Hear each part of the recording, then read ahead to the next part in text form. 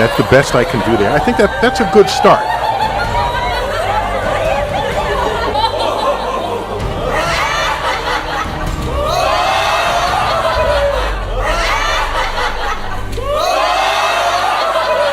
The world is round. What? You know how everybody believes the world is flat, like a pancake? Well, they're all wrong. The world is actually round, like an orange. The world is an orange. And? And? Well, that's it. It's a great idea. It's one of my best ones. Yeah, but what kind of orange? Is it a navel or a juicer? What? Look, just sleep on it. In the morning, the idea will come to you again, and you won't even remember where you got it. Get it? Got it. Good. I must say, I really thought you'd catch on to this a little quicker, Copernicus. What? My name's not Copernicus. I'm Charlene Sinclair. You're not Copernicus? This isn't 16th century Poland? Oh boy, I screwed up. How do you brainwash? You repeat the same thing over and over again. You know, if somebody's resisting the concept, if you keep fucking repeating it, they'll incorporate it in their brain. Since you were a kid, you've seen this in it. But you've never seen it from that point of view. But your brain has three-dimensionalized. Oh yeah, that's the Earth. How? Through repetition. Well, let's just all get on our hands and knees and wait for a scientist or an astronaut to come along, or Neil deGrasse Tyson to come along and bestow upon us their knowledge. Now, as you can see, this is the evolution meter, and I've put God, the creator of everything, on the right side, and evolution on the left. I won't change my mind, because I don't have to, because I'm an American. I'm dug in, and I'll never change. Mac, look, you're wasting our time. You're not going to get us to not believe in evolution. And why is that? Because the smartest scientists in the entire world all agree that it's real. I'm glad you brought that up. Mr. Reynolds, these were all the smartest scientists. Only problem is, they kept being wrong! This is insane, you fool! I'm a fool because I have more faith in the saints that wrote the Bible? Yeah, because you just read the words of a bunch of guys that you never met, and you just take it on faith that everything they wrote was true. And what makes you think what your scientists are writing is any more truer than my saints? Because there are volumes of proven data, numbers, figures. Have you poured through the data yourself? The numbers, the figures? Well, no. No. Oh, interesting. So let me get this straight, Mr. Reynolds. You get your information from a book written by men you've never met, and you take their words as truth based on a willingness to believe, a desire to accept, a leap of, dare I say it, faith? Come on. Look, I mean, I don't even know how I'm supposed to respond to that. Come on. I rest my case. Matter tells space how to curve. Space tell... Did I get that right? The science community is ignoring a lot of the things that we're looking at, and so normal people are going out and doing experiments. And one of the experiments has turned up an amazing fact that we've not been told, and it destroys the whole idea of this heliocentric system, and that is the moon. Now you can actually measure the temperature of the moonlight next to the temperature of the shade of the moonlight, and you'll find the moonlight is colder than the shade, the opposite from the sun. So the moon is throwing out its own light, and that light is the opposite from the sun. Now, that tells you that it's not reflecting the sun's light. It's producing its own, and its light is different from the sun's. So, the scientific community have not told us this, because they won't tell us this, because it destroys this idea that the sun is lighting up the moon. Everyone knows, if you're in sunlight, it's colder in the shade, right? So if it's 100 degrees in the sun, it's 90 degrees in the shade.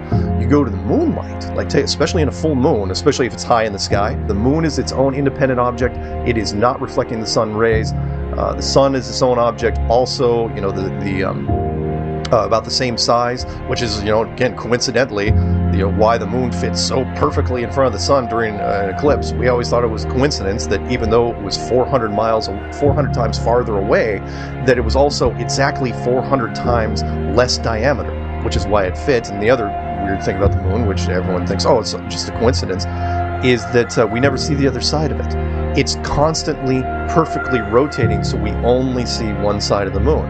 Exactly one side. It's not like we have like a quarter of a degree every 5 years or half a degree here and there. It's always the same side. There are no coincidences when it comes to this system. It was deliberately built, but I think it was deliberately built to be detected. And I think we were naturally supposed to figure this thing out maybe as late as the 1970s, but the government figured it out first, and they have been spending a heck of a lot of money trying to keep it a secret.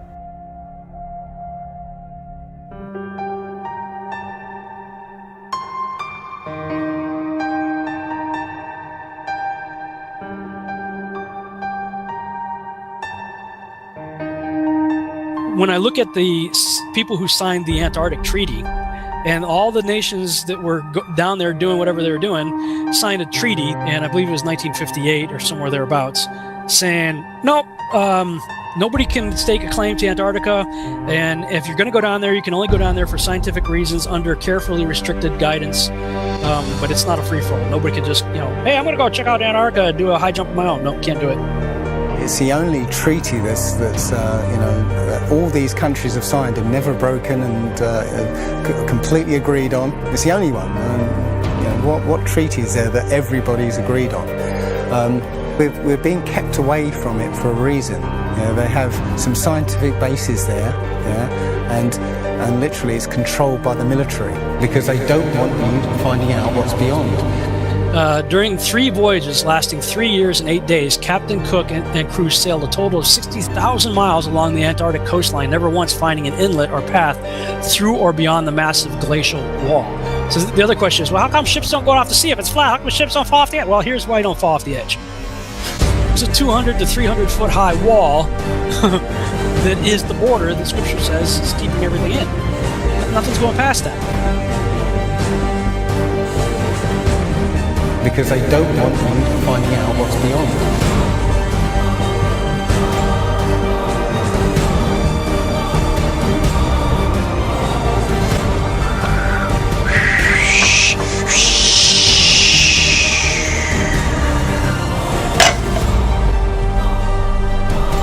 Personally, I think the unconquered south face is the only one worth scaling. It's a 20,000 foot sheer wall of ice. But that's never stopped me before. Risk? Of course I'm aware of the risks. Thank you for your concern. Here's the picture of the Earth from space. There it is. Since you were a kid, you've seen this image. But you've never seen it from that point of view. You've never seen that with your eyes from that scale of a model, that point of view, from outside of the planet's surface. Well, here's the first image that sold the whole thing. 1482. This is when they came up with this idea. We are on that thing. It's a ball. Hey, we should go to the North and the South Pole. We didn't do it yet. It's a fucking ball. Hey, nobody's even jumped up high enough to see if it is a ball. We can't do that. We don't have planes yet. It's a ball. You know what? We adopted this whole model 400 or 500 years before the airplane. 400 years before the airplane, pretty much. Beginning in the 1900s? They went to the North Pole in the 1900s. This is 1482. Nobody went to the top of the globe, to the bottom, or flew up, or built a skyscraper. It's funny that we said that this is what we're in right now. This is what we're on before any instrument approved. This is the first time we actually had an instrument of flight. Actually go high enough to actually fucking check out if what we agreed to 500 years ago was real. So if they were wrong after 500 years, the question is, would they tell you?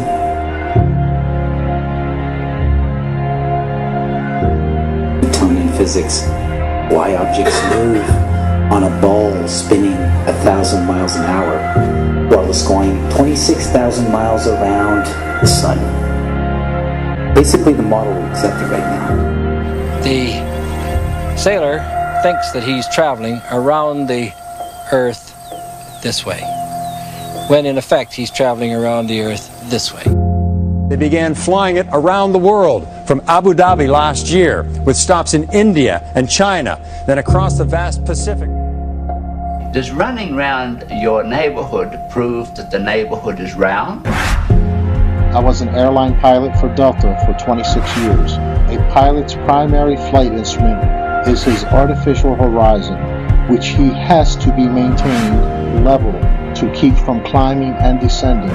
From a cockpit, weather permitting, I could see hundreds of miles in all directions, viewing cities connected by roads across the flat plain as far as the eye could see.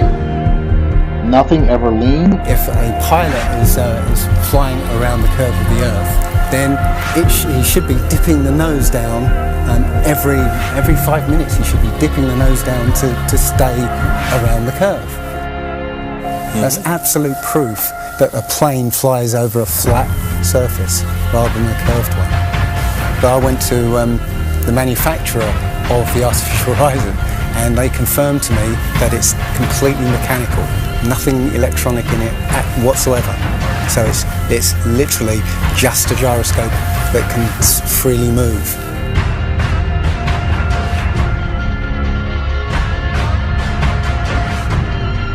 That right there is proof to me that planes fly over a plane.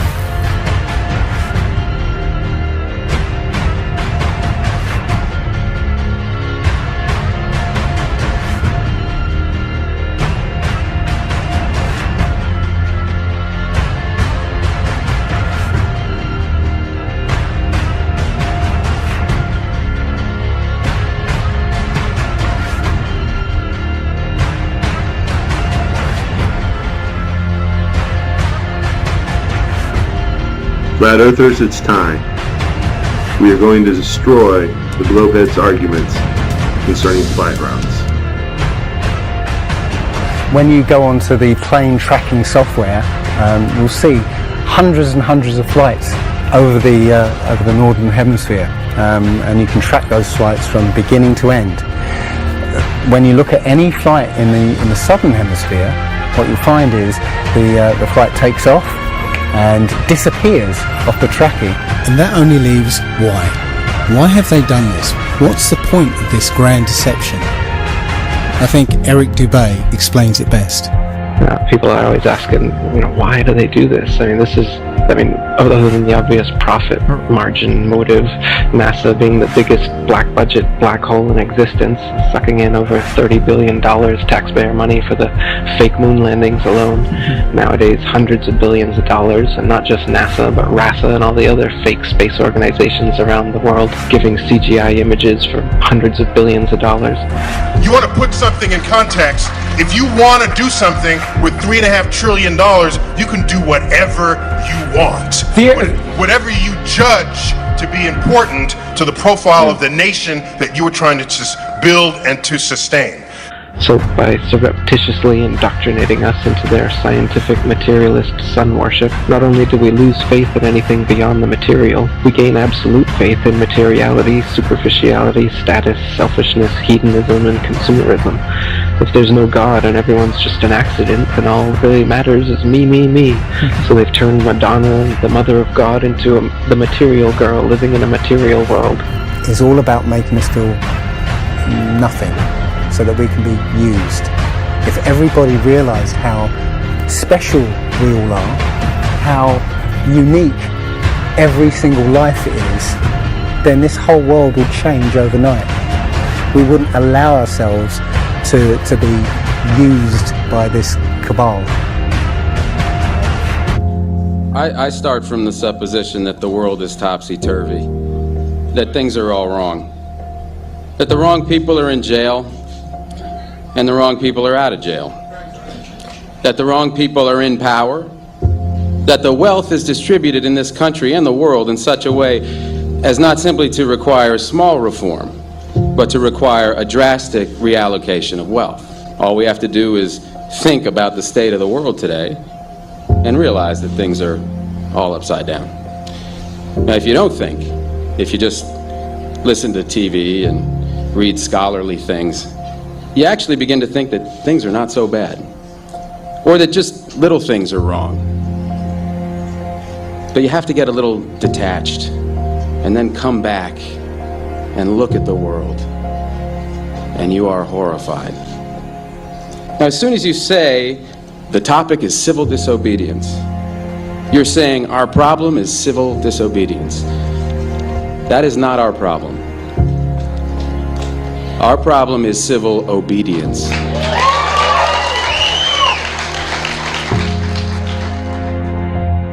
I think all our society is run by insane people for insane objectives. You know, and I think that's what I sussed when I was 16 and 12 way down the line, but I expressed it differently all through my life. It's the same thing I'm expressing all the time, but now I can put it into that sentence that I think we're being run by maniacs for maniacal ends, you know. If anybody can put on paper what our government and the American government, etc., and the Russian, Chinese, what they are actually trying to do, you know, and what they think they're doing, I'd be very pleased to know what they think they're doing. I think they're all insane, you know, but I'm liable to be put away as insane for expressing that. You know, that's what's insane about it. If I say that the world is round and someone else says it's flat, that's worth reporting. Should we still debate whether the Earth is flat? Like they used to think the sun went around the Earth. Everybody say that's scientist. Well, he's so smart. Until other science refuted it. Right, but back then, like everybody at that time thought that guy was smart. Why at this time do we think that the Earth goes around the sun? There's an overwhelming science that the Earth was flat, and there was an overwhelming science that you'll learn over time. We were the center of the world. You're just taking an authority's word for it, and all we're saying is be skeptical. Sure. And while you're being skeptical, there's a bunch of evidence that's totally against the mainstream version. And while you're being skeptical and looking at that evidence, you start compiling more and more of the evidence until you become like me, you know the truth. I don't believe the Earth is flat and motionless. I know it is. There was a lot of things that I thought I knew that now suddenly turned out to be completely different. They can't just impose stuff on us. They have to tell us about it and wait for our consent. And silence is considered consent.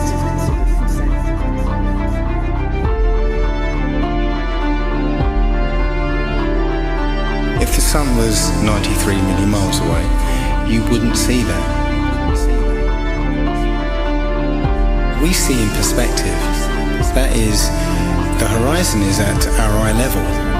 And as things recede from us, they tend to converge to the center of that horizon line, to a place that's known as the vanishing point. The sun rotates around us and only appears to rise and set because of the way our vision works.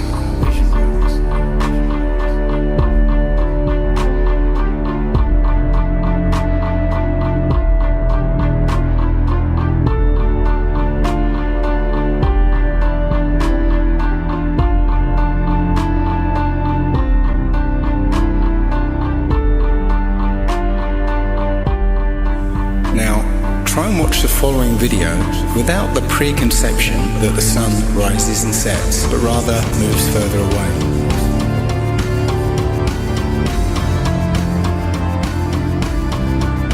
The images of your world with curves or as a ball are CGI. You've seen those images all your life. They're paintings, they're computer-generated images, or a little of both. Anything with a curve and the Earth is a fake. It's a fraud. You have never with your naked eyes ever seen the Earth as a ball from space. You never have. But you just have blind faith that that's what it looks like. If the Earth were actually a big ball, the horizon should sink as you ascend, not rise to your eye level, and it would dip at each end of your periphery, not remain flat all around, the horizon rising with the camera level and remaining perfectly flat 360 degrees around. All the ancient cultures from the beginning of time have depicted a flat, kind of enclosed Earth. So we have this flat Earth cosmology all the way up into the 1900s when a big push was made to live on this round spinning ball flying around the sun.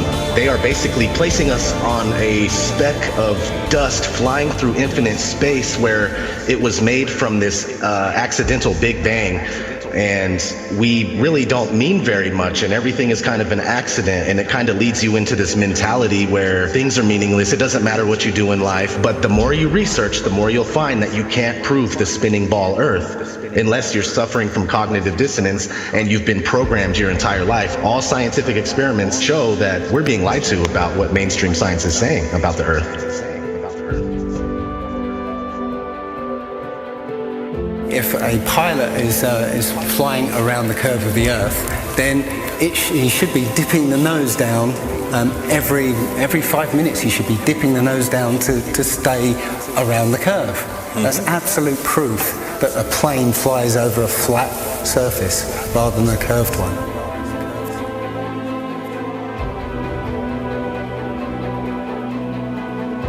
A lot of people have these laser thermometers. Now you can actually measure the temperature of the moonlight next to the temperature of the shade of the moonlight, and you'll find the moonlight is colder than the shade opposite from the sun. So the moon's throwing out its own light. The scientific community have not told us this.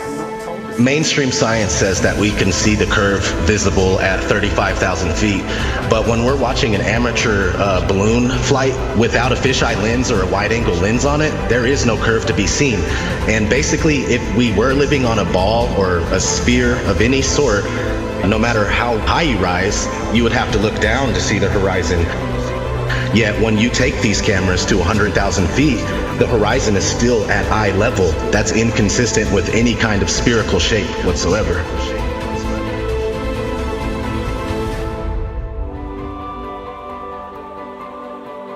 Others. They've got smaller gatekeepers for the flat earth that they've brought in to distort the message, and they give fake flat earth arguments hoping that you'll reach them before you reach someone like me, and then you'll hear their stupid arguments saying that gravity's real, but the flat earth disk is constantly rising, and that's what causes us to, things to fall. They'll give explanations like this, which to any sound thinking person will totally reject, and then they'll totally reject the entire flat earth model based on these little bits of disinformation that are being given.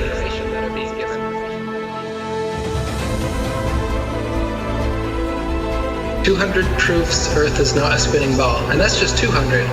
I came up with 200 because William Carpenter came up with 100 in the 1800s, and I wanted to double it. I could come up with 400 if you give me enough time and incentive. People are doing it right now. Scientists vote that the Earth is flat. Because of actual, observable, testable, repeatable, natural science that we can do ourselves. The kind of science, in quotes, that you're getting from these figureheads is not observable, testable, repeatable, natural science that you can do yourself. It's stuff that they claim that only they can do with a Hubble telescope. Only we can take images, CGI images of fake planets with our Hubble telescope. You can't. Condemnation without investigation is the height of ignorance. And I think that, Einstein was right about that. I don't believe in anything, but I do investigate everything. I don't just take things at face value or take somebody's word for it. I want to know for myself. And if I can't know for myself, then I will happily be in the place of not knowing. They need to have some authority figure telling them answers, and they're going to believe that, and that makes them feel safe. But me, I'm the opposite, where I like to be skeptical, and I think everybody would be better off if they did that instead of just believing some authority figure that tells you you're on a spinning ball that was exploded out of a big bang and you're a monkey man that evolved. This is ridiculous, and it's obvious why they're doing it. They want you to think you're a monkey, a purposeless accident that comes from nothing. While they steal $50 million of your tax money every day. The motive is obvious. CGI images of fake planets with our Hubble telescope. But you can take a regular telescope and you can see that the images they give you are complete nonsense, cartoons, and what it actually looks like is pulsating lights in the sky.